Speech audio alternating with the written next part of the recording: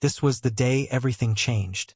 It started not with a bang, but with a screech, a high-pitched shriek that sliced through the peaceful Sunday morning air like a broken pane of glass. You're stealing from us. From all of us. Mrs. Albright, the self-proclaimed queen of the HOA, stood on the curb, her face a contorted mask of righteous fury, her manicured finger jabbing toward our small, battered electric car parked discreetly in our driveway. My heart hammered against my ribs, a panicked little bird trapped in a cage. What could she possibly mean? Oh, I knew what she meant. She meant that because our car was old, and our little garden wasn't perfectly manicured like hers, we were a problem. Parasite. I took a deep, shaky breath, the humid air clinging to my lungs. My husband, Leo, stepped forward, his voice a low, calm counterpoint to her rage. Mrs. Albright, we're not stealing anything. Our power bill is private, and it's perfectly normal. But she just laughed, a cruel, sharp sound that made me wince. Private? Nonsense. The community's power is my business. I have proof. I've been watching you, you parasites. The numbers don't lie. She gestured grandly at her own Tesla, a pristine, almost mocking symbol of her perceived superiority. It was all a theatrical performance, I realized, designed to humiliate us in front of the neighbors. A few heads were already peeking from behind curtains. Oh, the shame of it all. I felt a hot flush creep up my neck, my throat tightening. My mind screamed, Wyas, what have we ever done to you? Leo's calm facade was beginning to crack, a fissure of genuine outrage showing through. Mrs. Albright, this is a baseless accusation. We're charging our car with our own meter, our own power. The words felt hollow, bouncing off the impenetrable wall of her self-importance. She had a narrative and she was sticking to it, consequences be damned. The low moan of a siren in the distance confirmed my worst fears. She had called the police. This wasn't just a petty squabble anymore. This was a war, and we were woefully unprepared. As the black and white cruiser pulled up, I saw the officer, a young man with a tired expression, surveying the scene. Mrs. Albright immediately began her dramatic recitation, painting us as power-hungry thieves preying on the neighborhood's resources. She held up a clipboard, filled with what looked like a spreadsheet, and jabbed at it. Look at this. The neighborhood's power usage is up, and it's since they moved in. Her voice rose to a crescendo, a final, triumphant note. I could feel the weight of the moment, the injustice pressing down on me, making it hard to breathe. This is it, I thought. This is how we lose. Then, something shifted. A small, unassuming voice broke through the tension. Actually, ma'am, that's not quite right. It was Mrs. Gable, an elderly woman from across the street, emerging from her yard with a bag of lemons. Mrs. Albright spun around, her face a mask of annoyance. Edna, what are you doing? This is official police business. But Mrs. Gable didn't back down. I'm a retired electrical technician, she said, her voice gentle but firm. And I've noticed a pattern. Not their car, but that fancy new Tesla of yours. You've been charging it late at night, when the rest of the neighborhood's usage is low. And not from your garage. A collective, audible intake of breath swept through the small crowd that had gathered. Mrs. Albright's face went white.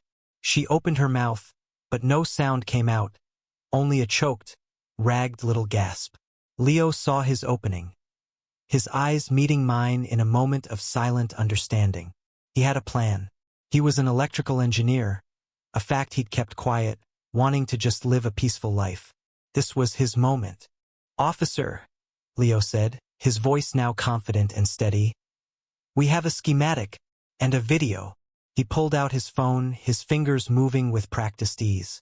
The video was a grainy, time-stamped recording from their security camera, pointed at their own driveway. It showed Mrs. Albright, in the dead of night, sneaking over to a seemingly innocent-looking utility box near the edge of their shared property line. The schematic, a diagram Leo had painstakingly drawn, showed a crude, illegal power tap. It was a bypass-a-direct line that drew power from the community's main grid, completely bypassing her personal meter, all to fuel her energy-hungry status symbol. My heart sang with a fierce, quiet joy.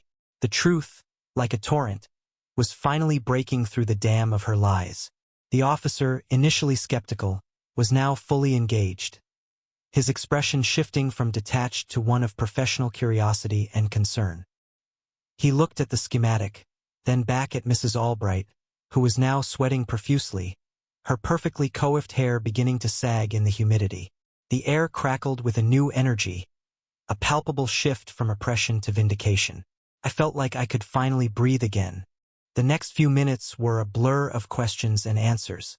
The officer, with Mrs. Gable's expert eye to guide him, found the illegal hookup exactly where the schematic had indicated. A thin, insulated cable expertly hidden led from the utility box right to a charging station in Mrs. Albright's garage. It was a crude, desperate, and audacious act of fraud. When the officer returned with the seized cable and charging unit, Mrs. Albright's veneer of superiority completely shattered. She began to cry, but they were not tears of remorse. They were the ugly, bitter sobs of a woman who had been caught, who had lost her power and her prestige in one swift, devastating moment. Her reputation, once a fortress, crumbled around her like a sandcastle in the tide. The fines were heavy, a cruel, ironic justice for someone so obsessed with money and status. I watched as she was led to the police car, no longer the queen, but just a broken, pathetic figure.